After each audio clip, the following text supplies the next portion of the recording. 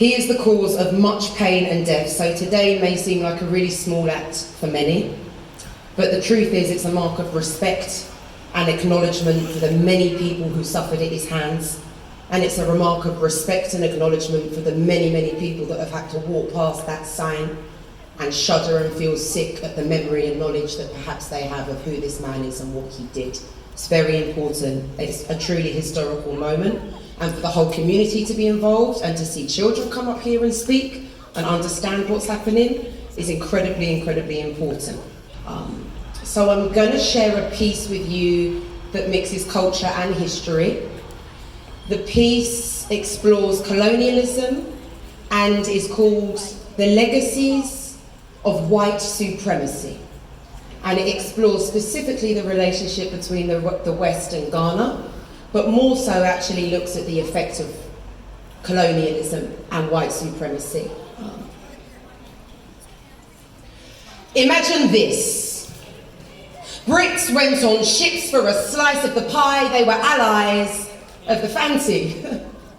Friends of the family. You see, the fancy somewhat benefited from the trade, as did the Ashanti. Lost in a rivalry, they traded lives for weaponry, fighting wars to claim lands, armed by the white man.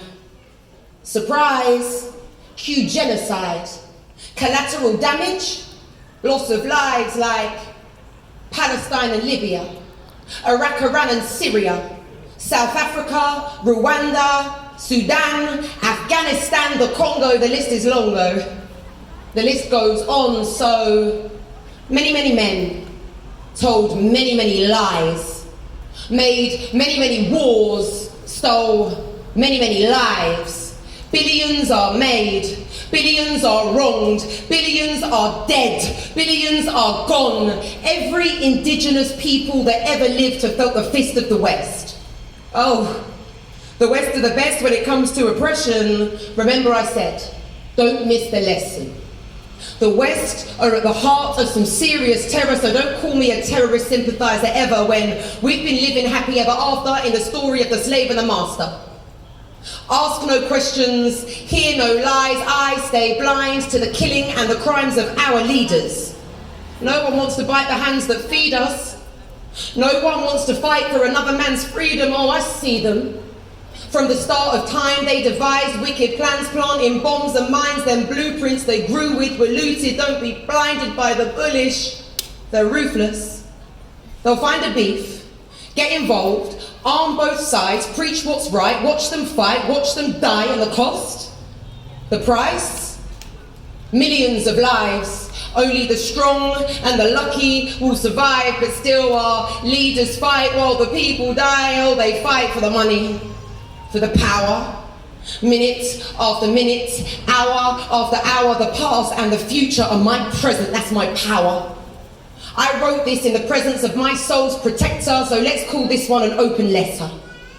Even though we never met, I respect and protect your memory. My daughters have your energy. My daughters took your name forever. You're our family, you're carried in our hearts.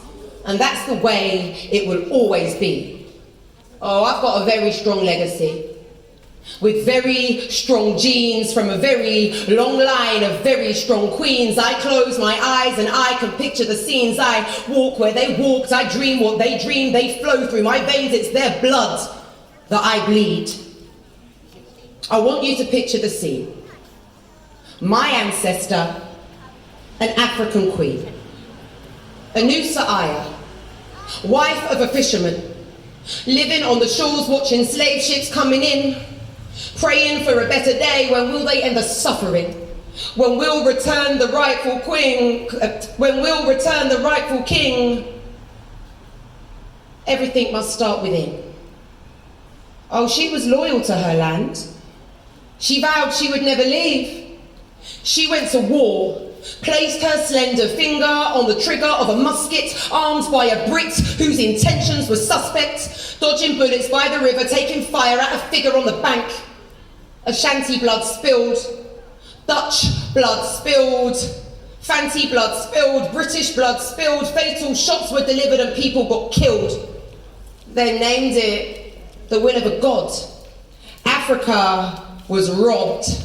Africa was robbed. Africa was robbed, and that should never be forgot. Now it's 1833. All British-owned slaves are freed, and the punishment for partaking in slavery? Compensation for loss of property. The equivalent of billions in modern-day currency was paid out to masters for loss of property. Black lives haven't mattered to them for centuries. I'm talking to the founders and the beneficiaries of supremacy. Even after slavery, you just wouldn't leave. British Crown Colony started as a little strip, soon progressed along the coast in a quest for control for the wealth and the gold, burnt down the capital of Kumasi. No respect for the lives in your path, see, you went straight for the heart. Frederick Hodgson, son of a mason, colonial governor, son of a mother. He demanded the Ashantis hand over the heart of the blood of the tribe. Taking man for a fool, he demanded the golden stool on a quest for a prize.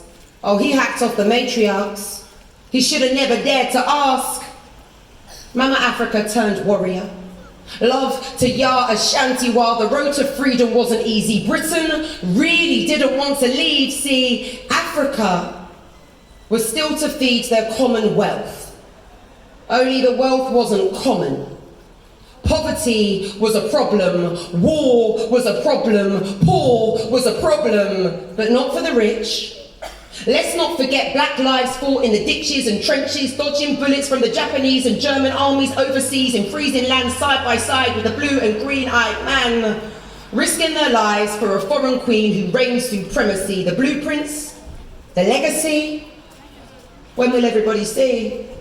Neo-colonial prophecies won't kill the seeds of a legacy greater than supremacy. Kwame Nkrumah could see that. He was thinking of ways he could free that. Look what happens when you're loyal to your land and the lives of your people. After 2 world wars, centuries of slavery, colonies and prophecies, fake missionaries and the murder of visionaries, it took till 1957 for the Brits to finally leave. But what they left were legacies poisoned by supremacy. So now we need to seek our ancestors and let them speak, let them teach and fill our hearts and souls with fight to rise up and do what's right. Black lives matter, but they always did. So I speak for the souls of my blood that once lived and suffered at the hands of the Portuguese, the Dutch and the Brits. May you rest in peace. Live forever through your lineage. My birth is your rebirth. My verse is your spirit on earth. My rhymes are your reason. Your life in my words, your soul in my pen. I won't neglect or forget or disrespect my legacy. I have nothing but love for my African kings and queens. So today, with my words, I honor you. Rest in eternal peace. Thank you very much. Thank you.